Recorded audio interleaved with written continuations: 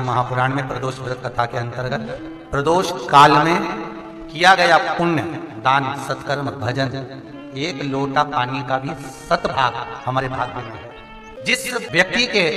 रीढ़ की हड्डी में परेशानी हो या रीढ़ की हड्डी तकलीफ दे रही हो,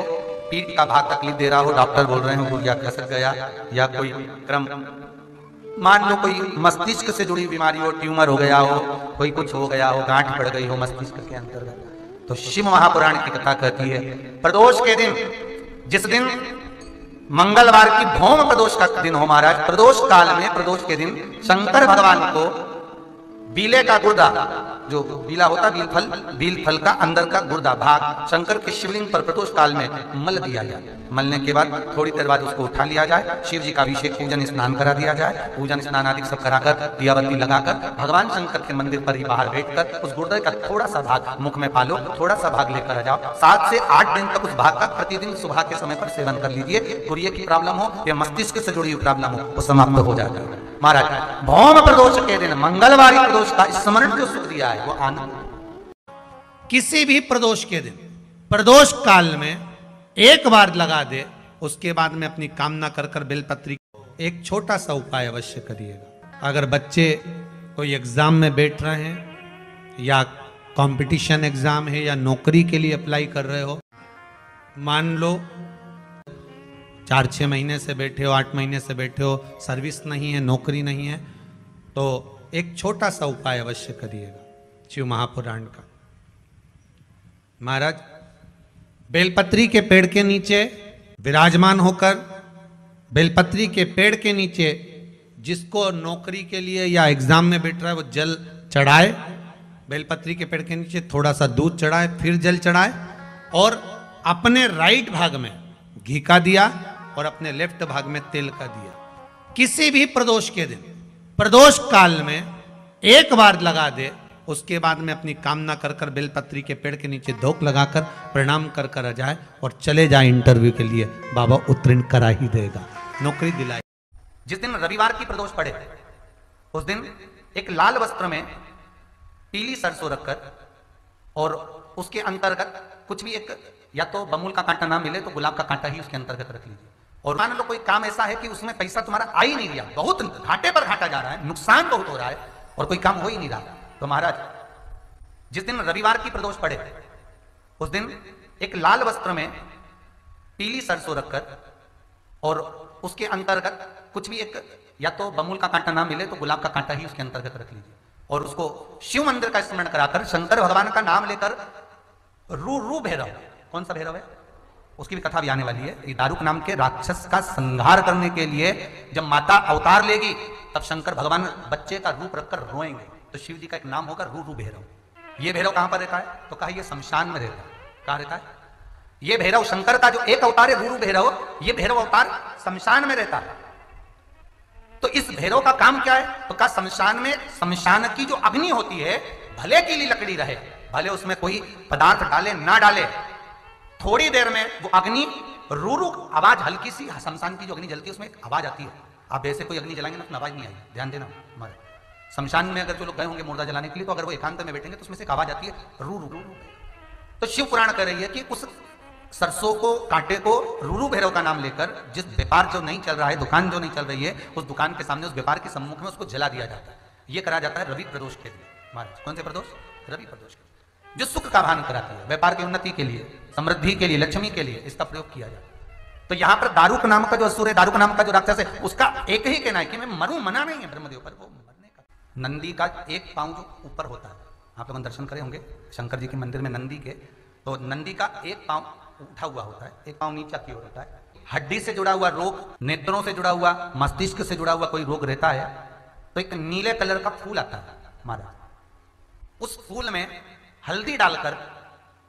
गुरुवार का प्रदोष पड़ने पर जो नंदी के पांव के पास समर्पित कर देता है महाराज, उसका रोग धीरे धीरे समाप्त होने लगता है। लिंग पुराण कहती है कि नंदीश्वर भगवान के सामने जो पुष्प समर्पित करा जाता है उसको, ये तो लिखा था स्कंद पुराण और शिव पुराण, लिंग पुराण कहती है जो फूल आपने समर्पित करा उसको लाकर पानी की बाल्टी में डालकर आप स्नान भी कर सकते हो, उससे भी हड्डी के जितने रोग होते हैं उसमें आराम लगने लगता है। जैसे कहीं शरीर नहीं चल रहा, हाथ झुन्न पड़ रहा है, हाथ काम नहीं कर रहा, हाथ में झुंझुनी आ रही है, कंपन आ रहा है, जैसे मान लो कोई काम, चाहे वो शनिचरी प्रदोष हो, चाहे रविवार की हो, सोमवार की हो, मंगल की हो, बुधवार की हो, गुरुवार की हो, शुक्रवार की हो, शनिवार की हो, कोई भी वार की हो, प्रदोष काल में शाम का समय सूर्य डूब रहा हो, बस डूबा ही हो, और उस समय पर केवल 3 दिन ऐसे रहेंगे, 3 बार ऐसे रहेंगे, 3 तिथियां ऐसी रहेंगी, 3 समय ऐसा रहेगा जिस समय पर तेरे द्वारा निर्मित शूल को भी शिव धारण करेगा और जगत का कल्याण करेगा। 3 दिन, 3 तिथियां, 3 बार, 3 नक्षत्र, 3 घड़ी, 3 पल,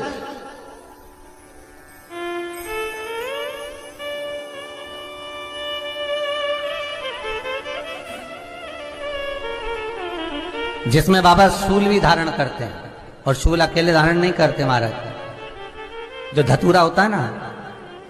दर्शन करें धतूरे के, कांटे कांटे सा होता है धतूरा, तो वो धतूरे के साथ में बाबा शूल धारण करते हैं, बेलपत्री के शूल को। ये बहुत बहुत आनंदमय कथा है महाराज जी, जिसके जीवन में हमेशा कांटे ही मिले हैं।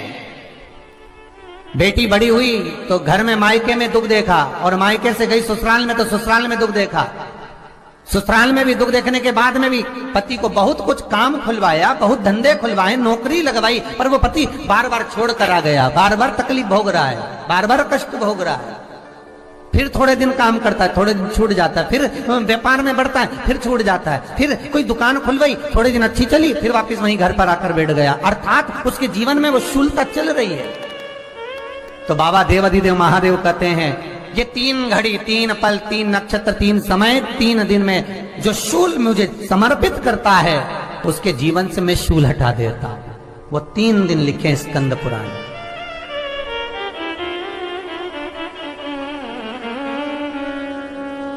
महाराज बैसाख महीने में जो प्रदोष आती है, बैसाख के महीने में बहुत ध्यान से सुनना भाई, जो अपनी जिंदगी से बहुत तंग आ गए हो, परेशान हो गए हो, कष्टमय जीवन जी रहे हो, बहुत दुखी हो गए हो, उनके लिए ये स्कंद पुराण का चरित्र फिर मिले ना मिले, आप प्रेम से सुन लो भाव से। पहला, चाहे वो शनिचरी प्रदोष हो, चाहे रविवार की हो, सोमवार की हो, मंगल की हो, बुधवार की हो, गुरुवार की हो, शुक्रवार की हो, शनिवार की हो, कोई भी वार की हो, प्रदोष काल में शाम का समय सूर्य डूब रहा हो, बस डूबा ही हो, और उस समय पर सूर्य के डूबन के तुरंत बाद बाबा को धतूरे के साथ में बेलपत्री ना चढ़ाते हुए बेलपत्री के वृक्ष के 7 कांटे बाबा के शिवलिंग पर समर्पित करे जाते हैं महाराज, अपनी जिंदगी में अड़चनों को हटाने के लिए। फिर आप जिस व्यापार में उतरे, जिस व्यवसाय में उतरे, जिस नौकरी में उतरे, आप दिल से करें, आपको तरक्की मिलेगी। आप हार नहीं सकते, नीचे नहीं आ सकते, उन्नति पर ही चढ़ेंगे। एक वैशाख मास की प्रदोष, दूसरा शिवरात्रि के दिन मध्याह्न का समय महाराज, जो बड़ी शिवरात्रि होती है माघ की, बड़ी शिवरात्रि के अंतर्गत मध्याह्न का समय, दोपहर के ठीक 12 बजे, चाहे फिर वो कोई भी दिन हो हमारा, शिवरात्रि जिस दिन पड़ रही हो,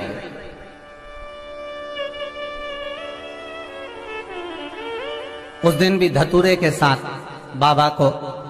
7 कांटे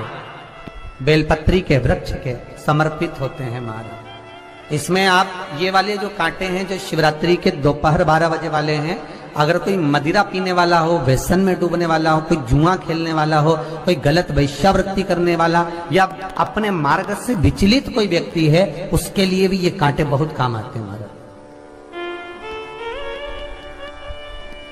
दूसरा, पार्वती तेरे द्वारा तेरे नयन अश्रु से जो प्रगटा हुआ बेल का वृक्ष है, द्वितीय शूल मैं वहां धारण करता हूं। तृतीय सूत्र, तीसरा सूत्र जो वर्णन करा गया, महाराज भगवान श्रावण के महीने में जो भी दूसरा सोमवार पड़े, जो भी पड़े श्रावण के महीने का दूसरा सोमवार, आप सबको पहले भी श्रावण के महीने में जो कथा कही उसका व्याख्यान वर्णन करा कि श्रावण का महीने का महत्व क्या है, वो भी आपको ऑनलाइन कथा में आप लोग सुन चुके हैं। लाइव कथा में श्रावण का पूरा महत्व बताया था कि श्रावण के महीने में शंकर भगवान को पूरा लेखा जोखा का भार प्रदान किया गया था। दूसरा सोमवार, श्रावण के महीने का जो दूसरा सोमवार होता है, उस दूसरे सोमवार में रात्रि के समय पर, अर्थात शास्त्र अब घड़ी और पल का स्मरण करेंगे तो रात्रि के बजेंगे 10 से 12 बजे, मारे 10 से 12 के बीच में धतूरे के साथ बाबा को शूल समर्पित होता है। महाराज ये भी हमारी बाधाओं को, हमारी तकलीफों को, व्यापार व्यवसाय के लिए, नौकरी सर्विस के लिए, बहुत सारे एग्जाम में आप बैठ लिए, गवर्नमेंट एग्जाम के लिए बैठ लिए, नहीं हो रहा, ये 3 बार मेरे शंकर को बेलपत्री के वृक्ष के शूल समर्पित होते हैं, उसका आनंद पाना। मेरी जीजियों, 2 चीजें बड़ा स्मरण में रखिएगा। एक, बैसाख महीने में मट्टी के पात्र का जल,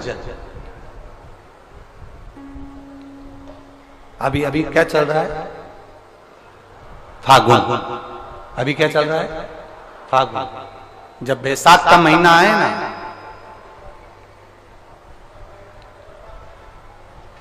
जितने यहां बैठे और जितने आस्था चैनल पर सुन रहे और जितने फेसबुक यूट्यूब पर कथा श्रवण कर रहे,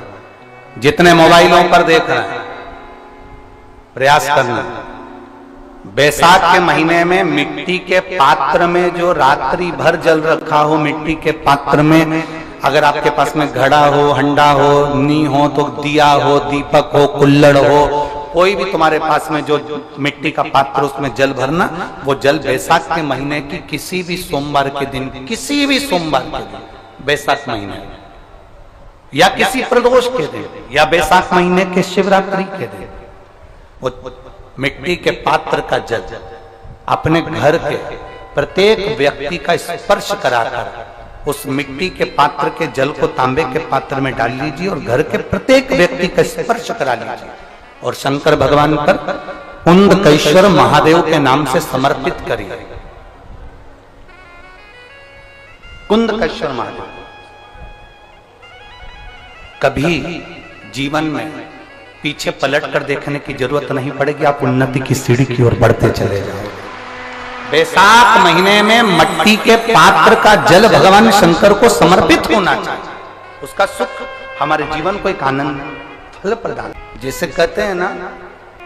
कोई अच्छा मिले ना मिले, धन मिलने से कोई भाग्यशाली नहीं होता।